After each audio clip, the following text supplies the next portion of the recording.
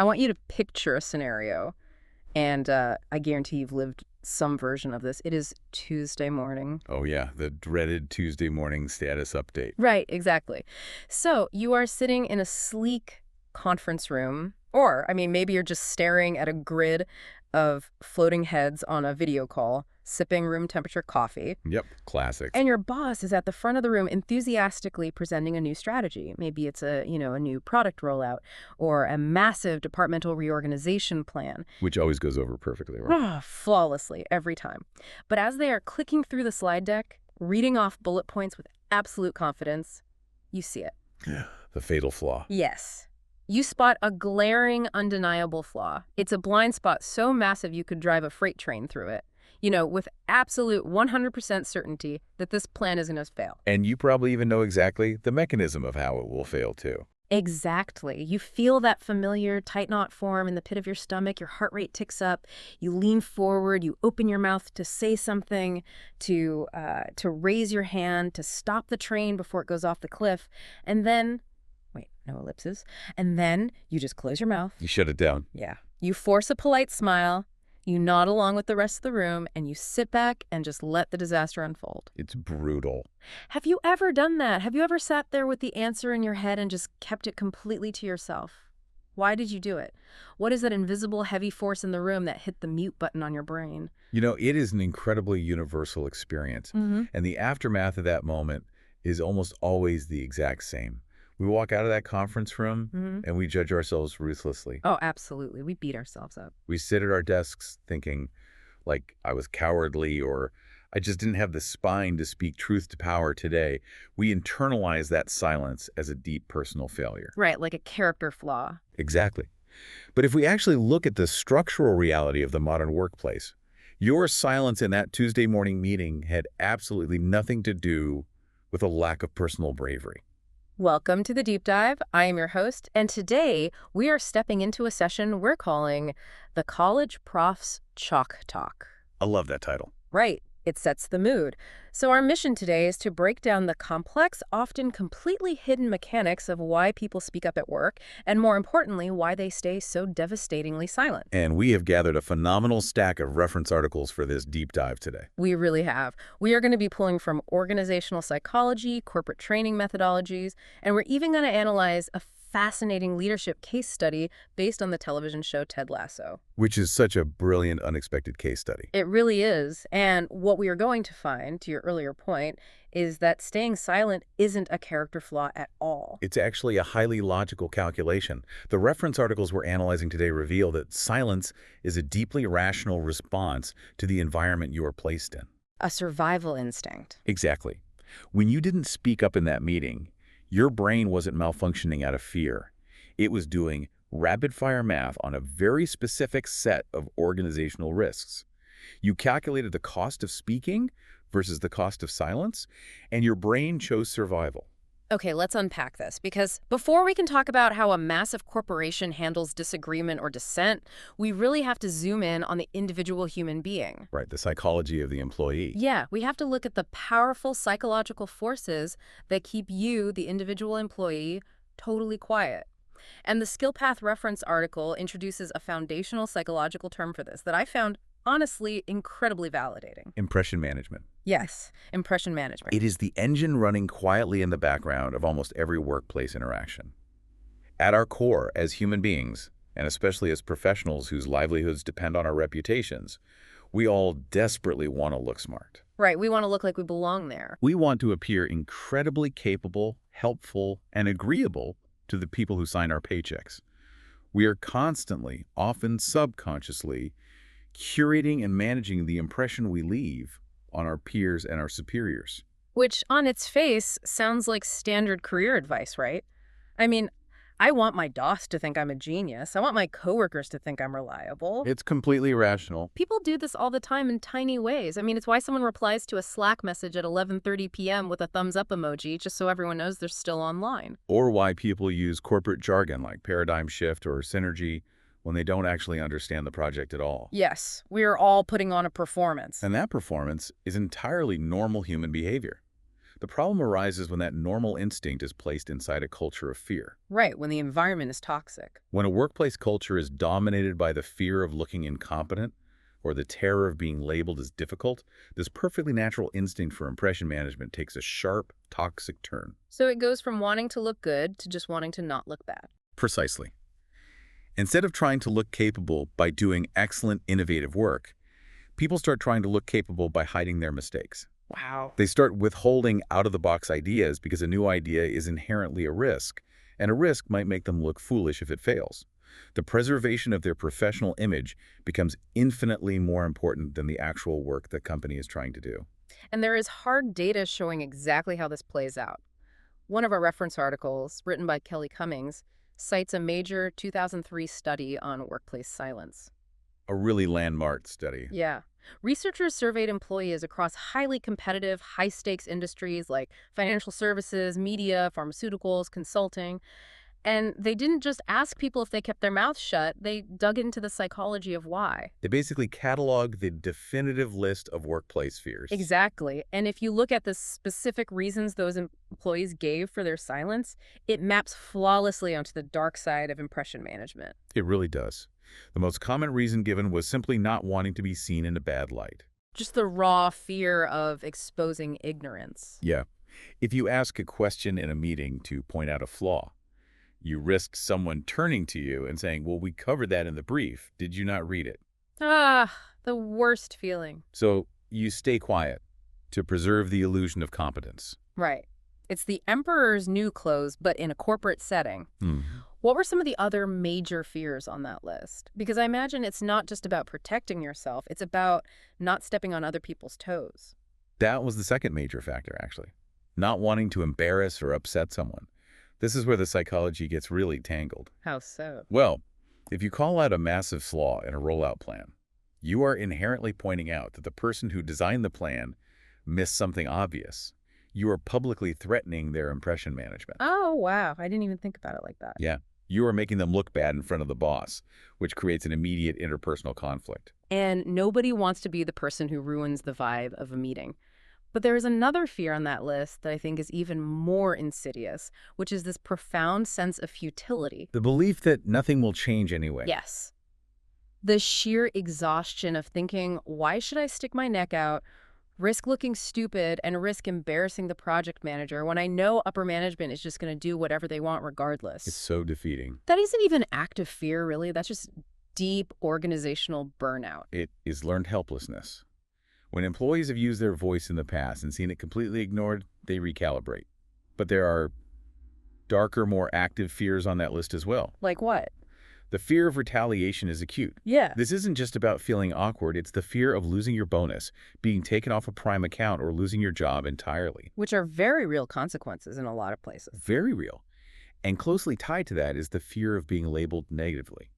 Once management brands you as not a team player or a complainer, that label follows you. It dictates your trajectory at that company. And the final one, which makes so much sense when you think about the daily reality of a job, is preserving relationships. Yes, the social aspect. We spend 40, sometimes 50 or 60 hours a week with our colleagues. We are stuck in the same physical or virtual spaces with them. If you blow up someone's presentation on Tuesday, you still have to sit next to them on Wednesday.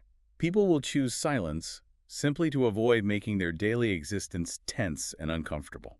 When you lay out all of those interconnected, incredibly potent social fears, the individual's decision starts to look very different.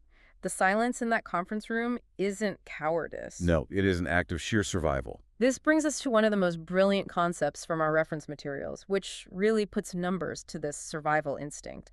In her book, The Fearless Organization, the organizational behavior scientist Amy Edmondson explores a concept she calls the asymmetry of voice and silence. It's such a powerful framework. She coined a phrase that perfectly captures everything we just talked about. She said no one was ever fired for silence. It is a stark truth.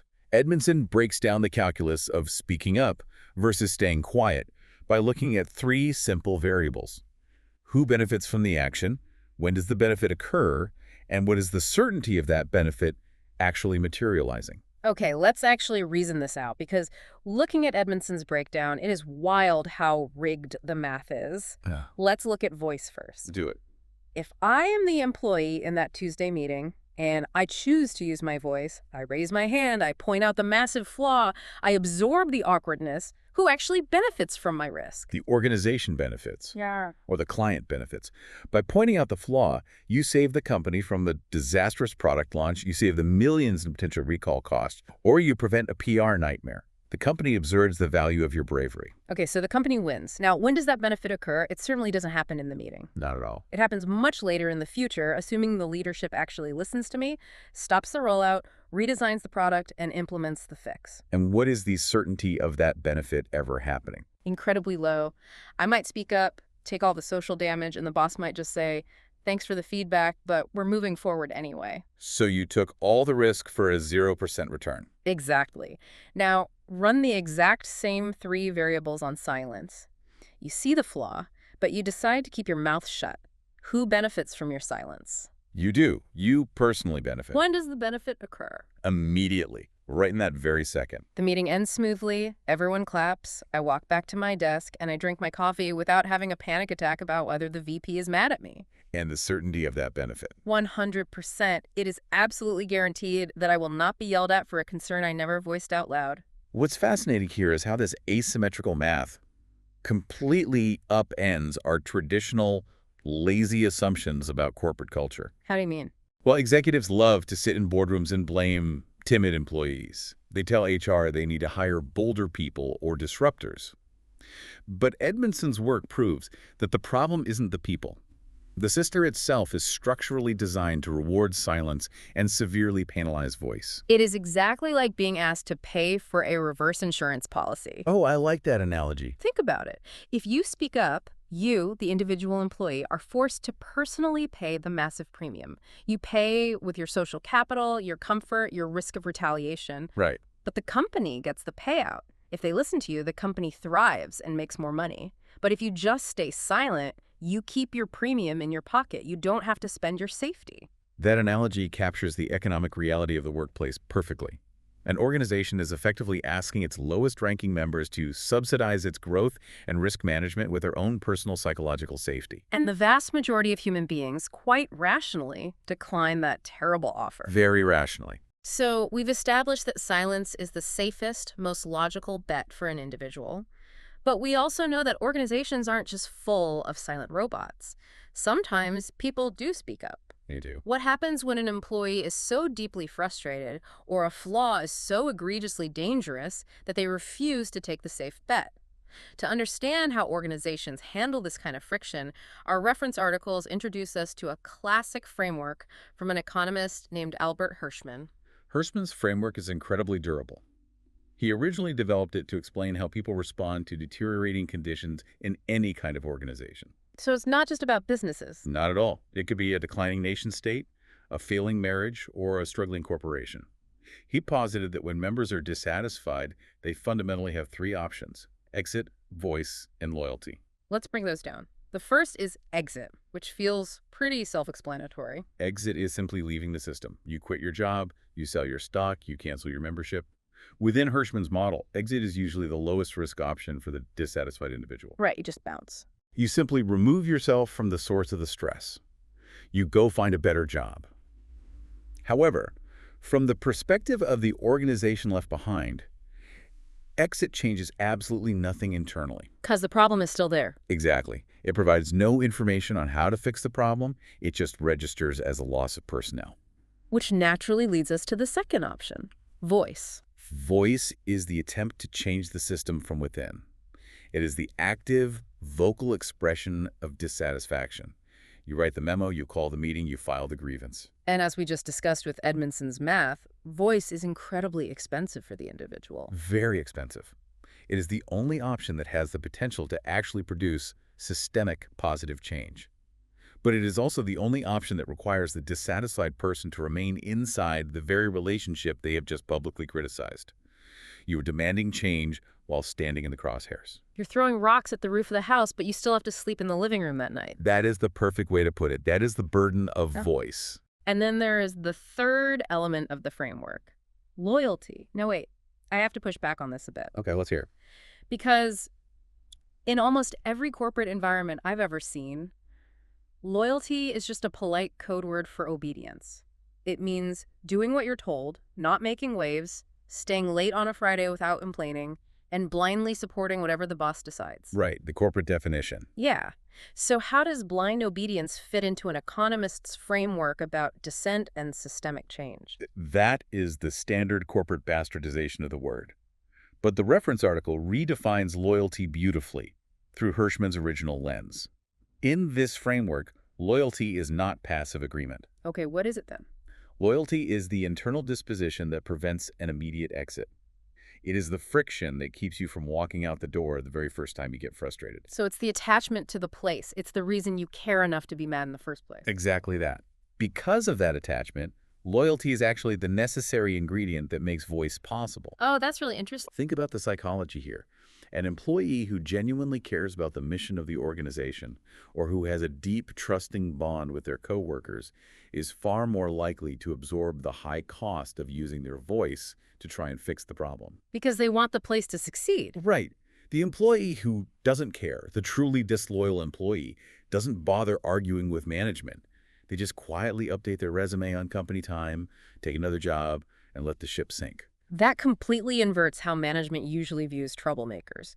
The person constantly raising issues in the all-hands meeting isn't a nuisance. They are actively proving their loyalty by trying to save the company from itself. Which brings us to the ultimate rule of voice, derived from Hirschman's work. If an organization genuinely wants to hear the truth from its people, it cannot rely on individuals being exceptionally brave. Because people aren't usually going to volunteer to pay that premium. Right. The organization must artificially lower the cost of voice. It must intentionally construct an environment where voice is cheaper, safer, and more rewarding than exit, and much safer than silence.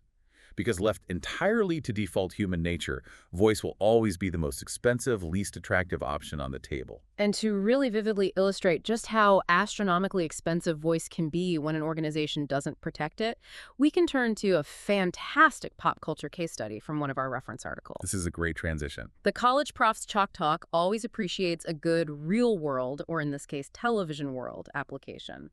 The article does a deep dive into an arc involving the character Sam Obisanya in the Apple TV show Ted Lasso. It is a brilliant example because it moves these abstract economic theories into highly visible human stakes. The article focuses specifically on the episodes Do the Right-Est Thing and Carol of the Bells. Okay, lay out the stakes for us. To understand the weight of what happens, we really have to look at the power dynamics at play. The article astutely points out that most business ethics literature quietly assumes the person speaking up has some sort of safety net. Like they're untouchable in some way.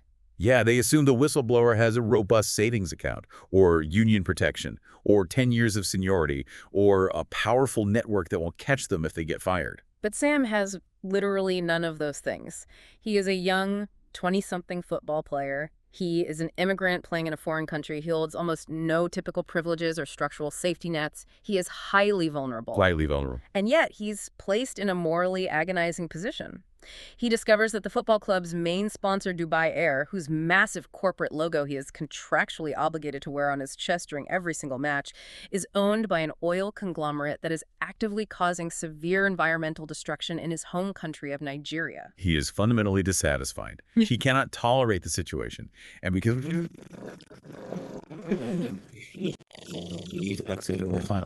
he has to do something. he is forced to choose voice. But what is truly fascinating about this case study is how the author analyzes the specific shape of Sam's objection. When you have no power, how do you speak up?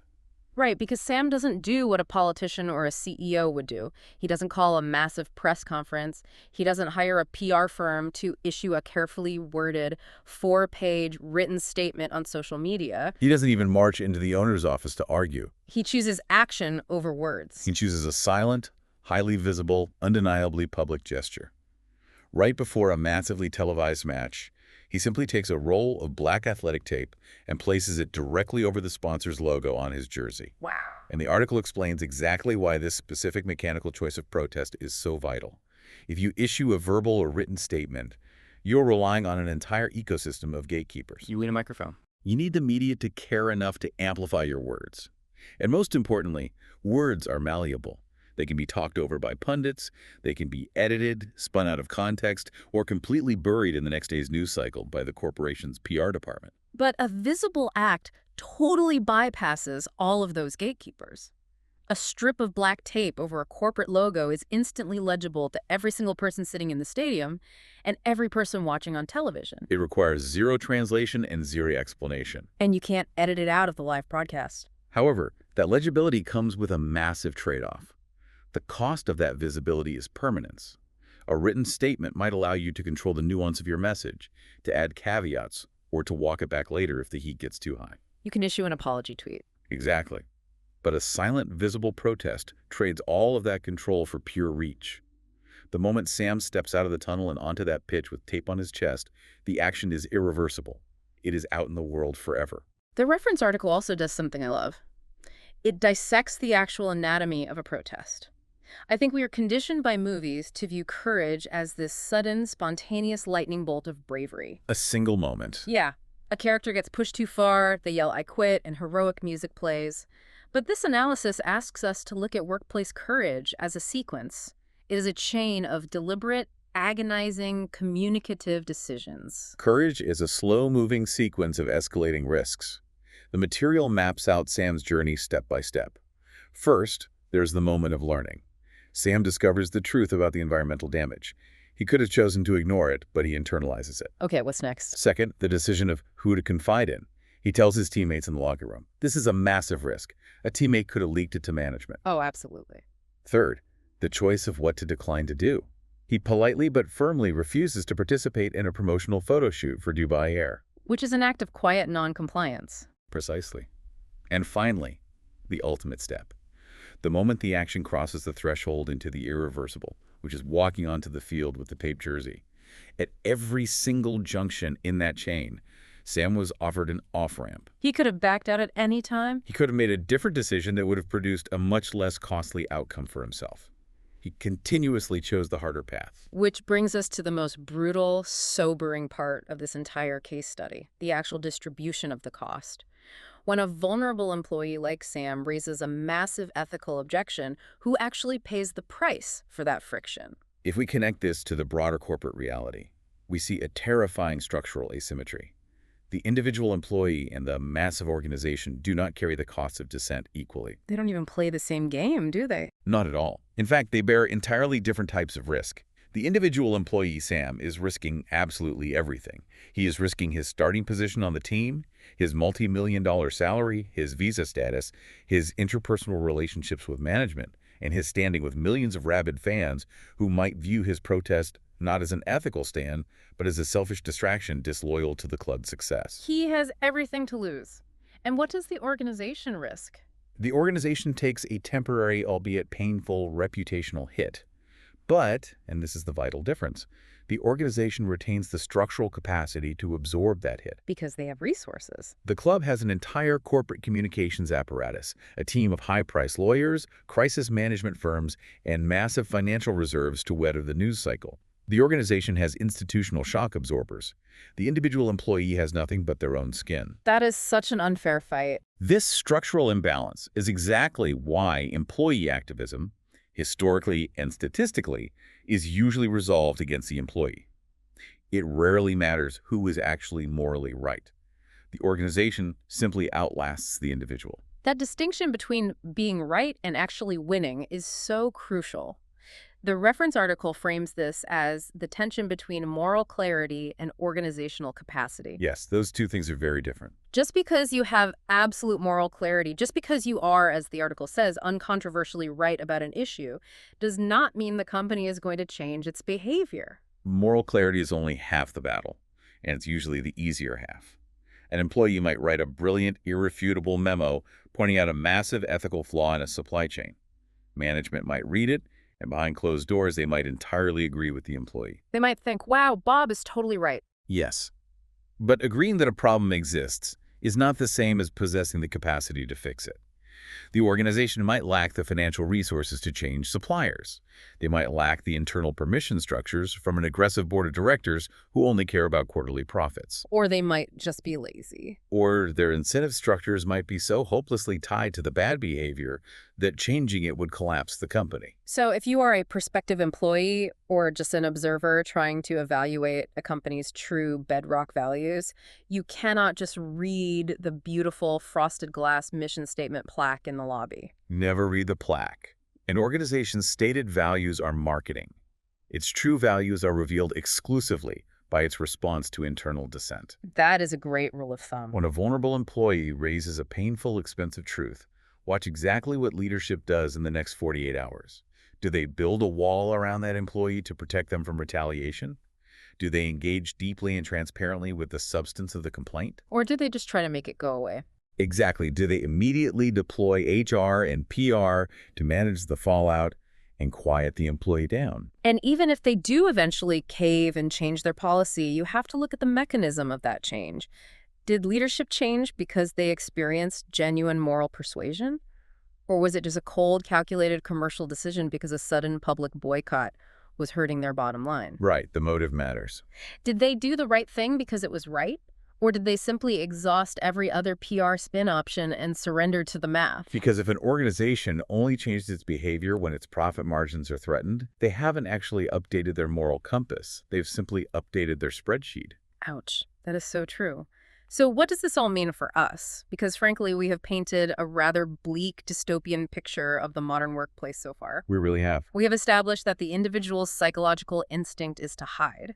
We've established that speaking up is economically expensive, dangerous, structurally rigged against the employee, and highly likely to be crushed by the organization's PR machine anyway.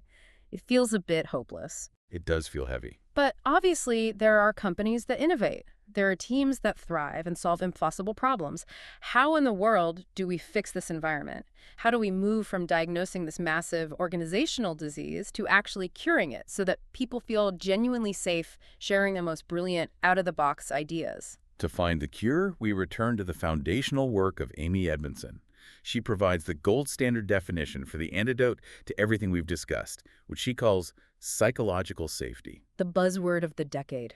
It is, but it's often misunderstood. It is defined as a team climate characterized by interpersonal trust and mutual respect, in which people are comfortable being themselves. Crucially, it is a climate that is safe for interpersonal risk-taking. So it's about feeling safe to fail. It is the deeply held shared belief that you will not be punished, humiliated, or marginalized for speaking up with ideas, questions, concerns, or for admitting mistakes. And what I find so fascinating about Edmondson's work is that her initial discovery of psychological safety came from a massive paradox in her research. It was a finding that completely baffled her and her fellow researchers at first. It was a beautiful accident of data. Edmondson was originally studying medical teams in hospitals. Her hypothesis was incredibly straightforward. She assumed that teams with better leadership, higher cohesion, and better overall teamwork would naturally make fewer medical errors, like administering the wrong dosage of a drug. Which seems like a totally reasonable assumption. But when she actually crunched the numbers from the hospital wards, the data showed the exact opposite of her hypothesis. The highly cohesive, well-led, high-performing teams appear to be making significantly more medication errors than the dysfunctional, poorly rated teams. Which intuitively makes absolutely no sense. The best, most experienced doctors and nurses are making the most life-threatening errors. It didn't make sense, and she thought her data was corrupted until she dug underneath the numbers. The high-performing teams were not actually making more mistakes, they were simply reporting more mistakes. Yeah, so bad teams were just hiding them. The dysfunctional, poorly rated teams were terrified of their attending physicians. They were trapped in a culture of fear, engaging in extreme impression management. When they made a slight error, they hid it, buried the paperwork, and prayed the patient didn't crash. They chose silence because it was safer than voice. Exactly. But the high-performing teams possessed psychological safety. They knew that if they admitted an error, they wouldn't be fired. They would be engaged in a dialogue to figure out why the error happened. They could actually learn from it. Because they felt safe enough to admit when they messed up, leadership could actually investigate the root systemic causes, like confusing labeling on pill bottles or exhausting shift schedules, and ultimately redesign the system to reduce errors overall. So if you walk into a hospital or a corporate division and the manager brags, "We haven't had a single reported error in 2 years," that doesn't mean they are perfect. It probably just means everyone is absolutely terrified to speak up. A lack of reported failure is usually the loudest alarm bell for a toxic culture. And this principle scales from a hospital ward to the absolute highest echelons of the tech world. The tech giants love to study this stuff. The reference materials highlight a seminal piece of journalism by Charles Duhigg in 2016 covering Google's massive internal initiative known as Project Aristotle. Right. Google, being Google, decided they were going to use their infinite resources to quantitatively reverse engineer the perfect team. They spent years and millions of dollars analyzing hundreds of their own teams. I have to admit, I always push back a little on tech giant studies. They can be a bit detached from reality. They looked at everything imaginable. They tracked if teams socialized outside of work, if they shared the same educational pedigrees, if the best teams had a specific ratio of introverts to extroverts, if they sat near each other in the cafeteria. And after crunching millions of data points, they found that absolutely none of those demographic or structural variables mattered in predicting a team's success. None of it. None of it. Project Aristotle eventually distilled high performance down to 5 key dynamics. Teams needed to believe their work was meaningful. They needed clear, structured goals. They needed to believe their specific work had an actual impact on the company. They needed dependable colleagues who delivered on time. And finally, they needed psychological safety. But wait, I have to challenge the gravity of this. Google spent millions of dollars and years of research just to figure out that people need to feel safe. Isn't that just a very expensive way of saying it's good when your coworkers are nice to you? A lot of people think that. What makes psychological safety functionally different from just being pleasant at the office? That is the most common and most dangerous misunderstanding of the concept. Psychological safety is absolutely not about being nice. Being nice often means avoiding difficult conversations to keep the peace. Oh, right. Toxic positivity. Psychological safety is about creating an environment robust enough to handle intense candor. The Google researchers noted that psychological safety wasn't just one of the 5 pillars, it was the entire foundation. Without it, the other 4 dynamics instantly collapsed. Because if you don't have it, you can't even tell if the other 4 are working. You can't have clear goals or dependability if people are too terrified to admit they don't understand the assignment. And the physiological benefits of this environment are incredibly real. The article cites research from Barbara Fredrickson at the University of North Carolina. She found that feeling psychologically safe literally alters human brain chemistry. This is where the science gets really cool. When we are free from the threat of social humiliation, our brains release oxytocin, which makes us more open-minded, more resilient to setbacks, more intrinsically motivated, and far more persistent in solving complex, ambiguous problems. Which is the exact neurological cocktail required for innovation. Yeah. You cannot force a brain that is locked in a fear state to be creative. A terrified brain only focuses on survival. To bring this out of the lab and into the real world, Kelly Cummings provides a fantastic anecdote in her article. She describes an experience working on a team that possessed exceptionally high psychological safety.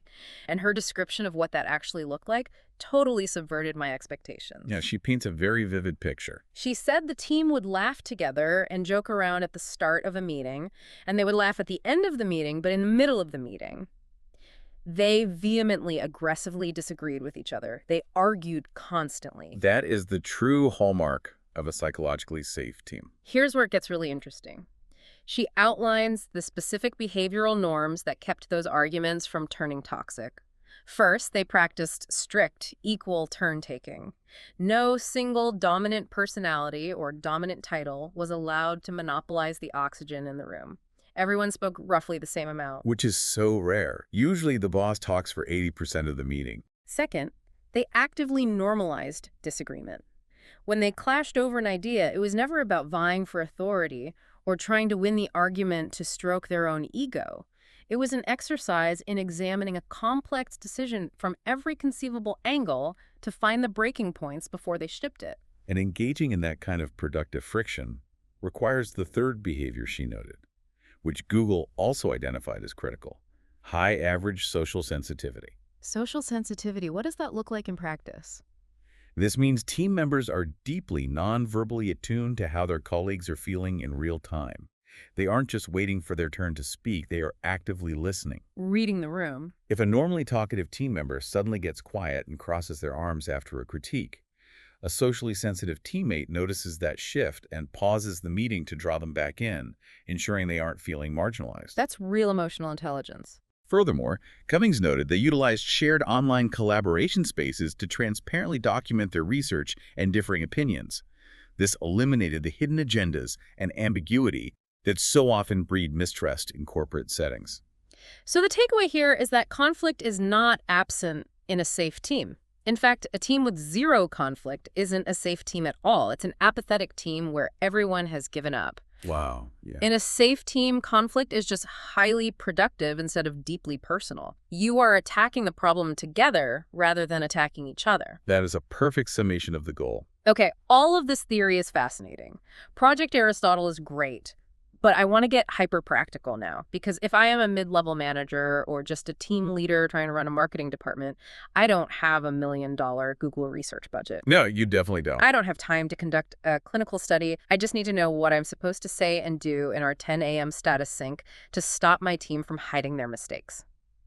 How do we build this? This is where we turn to the incredibly practical toolkit provided in the Skill Path reference article by Brenda R. Smith. She bridges the gap between high-level theory and daily execution. She outlines 8 specific, actionable strategies that leaders can use to actively construct a trusting environment. Let's dedicate some serious time to these, because this is the actual manual for surviving and thriving at work. Strategy 1. Frame stretch assignments as learning opportunities. How does a manager actually do this in practice? Think about what happens when a leader hands a team a massive, ambiguous project, a stretch assignment that they've never attempted before. The natural, immediate instinct of the team is to tense up, worry about the performance metrics, and panic about failing. Because failure usually means you get fired. Right. The leader's job is to intentionally short-circuit that panic by explicitly acknowledging the uncertainty out loud. The kickoff meeting shouldn't be about setting impossible deadlines. The leader needs to stand up and say, look, we have never built a database like this before. We are navigating without a map. Setting realistic expectations. We are absolutely going to hit roadblocks, and we will probably have to scrap our first draft. I need all your brains engaged, and we are going to learn as we go. By framing the project as a scientific learning process rather than a pure pass or fail performance test, you instantly lower the stakes of the inevitable early failures. It completely changes the oxygen in the room. Imagine starting a massive software migration by saying, this is going to be incredibly messy, let's figure it out together, instead of standing there like a drill sergeant saying, this migration needs to be flawless by Friday. It gives people permission to breathe. It really does. Which naturally leads into strategy 2, which is arguably the hardest for traditional management to swallow. Admit your own weaknesses and fallibility. It is the hardest step because it directly contradicts a century of corporate training. We are taught that leaders must be omniscient, invincible, and always have the final answer. The old command and control model. But true psychological safety requires the leader to shatter that myth. A leader has to be willing to look at their junior team members and say, I don't have the technical background to solve this coding issue. I might miss some critical dependencies here.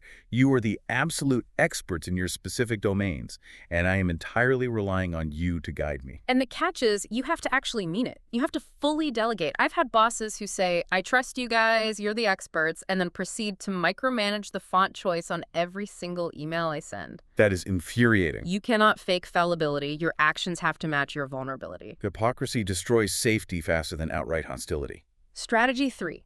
Encourage your team to own mistakes. We talked about this with the hospital study, but how do you do it in an office? You have to actively and publicly decouple the act of reporting an error from the stigma of poor performance. When a misstep inevitably happens, the leader must lead a blameless postmortem. Blameless postmortem. I like that phrase. If an employee raises their hand and says, I accidentally sent the draft email to the entire client list, the leader's visceral response cannot be, how could you be so careless? The response must be, thank you for flagging this so quickly before it got worse. Let's look at our SIN protocols and figure out how the system allowed this to happen. So you separate the person from the problem. You treat the error as a fascinating puzzle to be solved, not a crime to be punished. Strategy 4 ties right into that. Model curiosity and a learning mindset. The article emphasizes the importance of using neutral language when confronting problems. You have to frame things as observations, not accusations. The linguistic shift is subtle but profound. Let's say an employee delivers a project that completely misses the mark. An accusatory leader says, "Why did you completely ignore the client's brief? What were you thinking?" That instantly puts them on the defensive. It triggers the employee's fight-or-flight response. A curious leader uses neutral observation. I noticed that the final design doesn't include the structural elements requested on page 2 of the brief. Can you walk me through your thought process on how you arrived at this design? That is so much better. The first approach demands a defensive justification. The second approach invites a collaborative dialogue. As a leader, you have to operate from the genuine assumption that the employee might have seen a better solution that you simply didn't understand yet. Strategy 5 is massive. Take hierarchy out of the equation. Because inherently, as a survival mechanism, lower status employees default to agreeing with higher status employees. We are conditioned to nod when the person who controls our salary speaks. It is a deeply ingrained cognitive bias known as anchoring. Whoever speaks first sets the anchor for the entire conversation. How does that play out? Well, if you are a 24-year-old junior analyst sitting in a room with a 50-year-old vice president, and the VP says, "I think we should go with vendor A, what does everyone else think?" The VP has just poisoned the well. Because no one wants to argue with the VP. Even if the analyst knows vendor A is a terrible choice, the sheer gravitational pull of the VP's title makes contradicting them feel like career suicide. Suddenly, everyone in the room will magically find reasons to agree that vendor A is brilliant. So what's the hack for the leader? The expert tip here requires immense discipline. The highest-ranking person in the room must never, ever weigh in first. Wait, really? Never? Never. A psychologically safe leader presents the raw problem, asks for solutions, and then remains completely silent. You force the junior voices to speak, to debate, and to lay their ideas on the table before the heavy hierarchy of leadership can exert its gravity and warp the discussion. That is such a simple structural fix to a massive psychological problem. Okay, strategy 6. Be available to help. Create a joint learning environment. This is about balancing support with autonomy. Being available to help means being highly accessible when your team hits a wall, but fiercely resisting your own ego's urge to swoop in like a savior and solve the problem for them. You want to guide them, not do the work for them. You must act as a sounding board, not a dictator. You help them talk through their options, you ask probing questions, but you force them to make the final decision. And if you have a team that is naturally introverted or still traumatized from a previous toxic boss, they might not come to you organically. So what do you do then?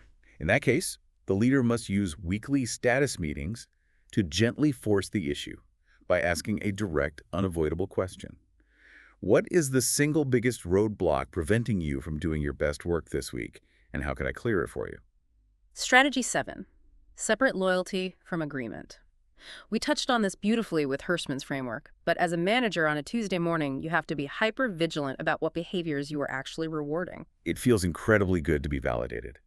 When a leader proposes an idea, they naturally gravitate toward the employees who enthusiastically nod and cheer. Of course, it feeds the ego. But if you only promote the yes men, you are inadvertently rewarding conformity and punishing critical thinking.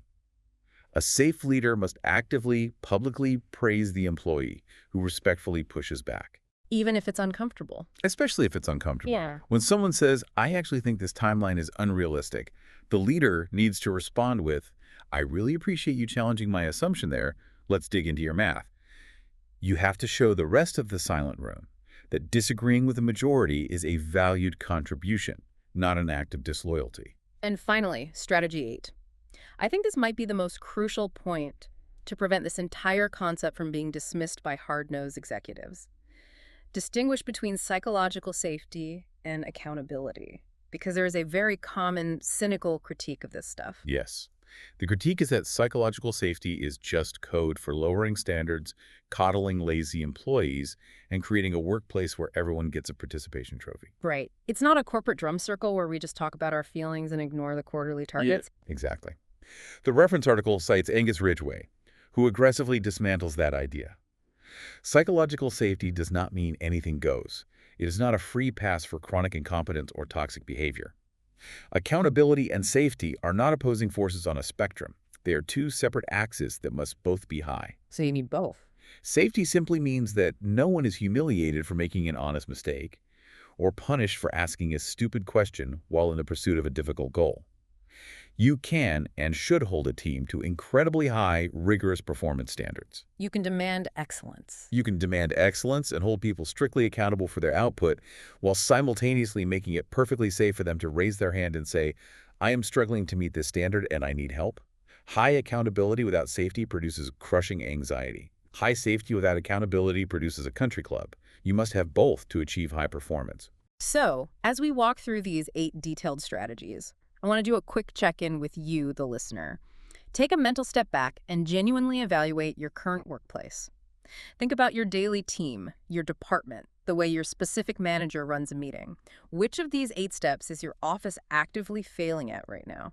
A tough question, but an important one. Are new complex assignments treated as terrifying sink-or-swim performance tests? Does your boss always speak first, inadvertently demanding agreement from the room? Do people quietly hide their errors until the very last possible second? Identifying the specific mechanical failure point in your office's culture is the absolute first step to changing the dynamic. Because it only takes one missing piece to break the trust. Because as we've learned, it often only takes the absence of one or two of these steps to completely collapse the psychological safety of an entire department. We have covered a massive amount of ground today on this session of the College Prof's Chalk Talk. We really went deep. We started by looking deep into the self-preservation instinct of the individual, that desperate, completely understandable need for impression management that keeps our mouths glued shut. We zoomed out to the macro level, looking at Hirschman's economic framework and the terrifying structural asymmetry of dissent, where the individual employee pays the ultimate price while the corporation relies on its PR machine to survive. Just like we saw with the heartbreaking reality of Sam's protest in Ted Lasso. And finally, we brought it all the way back down to the practical daily strategies that leaders can use to actively dismantle that architecture of fear and build real, resilient psychological safety. It is a profound shift in how we view the workplace. But all this raises a very important question.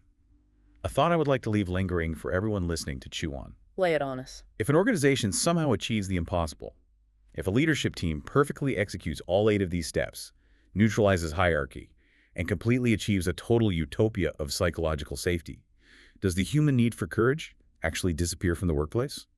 Or does courage simply change its shape? What do you mean by that? Does it shift from the external courage required to dissent against a hostile, retaliatory system to the deeply internal, intensely personal courage required to be completely uncomfortably honest about your own flaws and limitations in a room full of people who entirely support you? Wow. The courage to be truly vulnerable when you finally genuinely have permission to be, that is a brilliant and slightly terrifying thought to leave us with. Thank you so much for joining us on this deep dive into our reference articles. It was a pleasure. I highly encourage you to take these insights, and especially that 8-step toolkit, into your next Tuesday morning meeting. Keep an active eye out for that invisible force in the room. Watch how people manage their impressions. And maybe, just maybe, the next time you see that glaring, undeniable flaw up there on the projector screen, you'll feel empowered enough to leave your reverse insurance policy behind, open your mouth, and use your voice. Thanks for listening to The Deep Dive. Until next time.